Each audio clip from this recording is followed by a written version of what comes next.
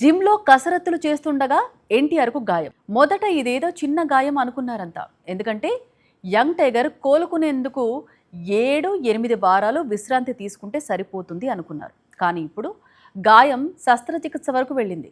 కోలుకోవడానికి 2-3 నెలలైనా పడుతుంది. దీంతో జూనియర్ నటిస్తున్న కొత్త చిత్రం లైగర్ వచ్చే ఏడాది జూన్కు ముందుగా అనుకున్న సమయానికి రిలీజ్ అవుతుందా లేదా అన్నది అభిమానుల్లో చర్చ మొదలయ్యేలా చేసింది. ఏది ఏమైనా ముందుగా ఎన్టీఆర్ త్వరగా కోలుకొని మళ్ళీ సెట్లో అడుగు పెట్టాలని సినీ ఫ్యాన్స్ కోరుకుంటున్నారు. అందుకే సోషల్ మీడియాలో get well soon young tiger అంటూ పోస్టులు పెడుతున్నారు.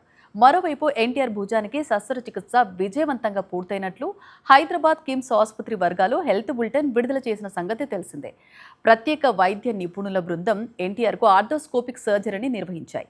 ఎన్టీఆర్ ప్రస్తుతం ఆరోగ్యంగా ఉన్నారని, వైద్యుల పర్యవేక్షణలో ఉన్నారని ఆసుపత్రి వర్గాలు చెప్పుకొచ్చాయి. మరిన్ని అప్డేట్స్ కోసం ఛానల్ను సబ్స్క్రైబ్ చేయండి. నోటిఫికేషన్స్ కోసం బెల్ ఐకాన్ పై క్లిక్ చేయండి.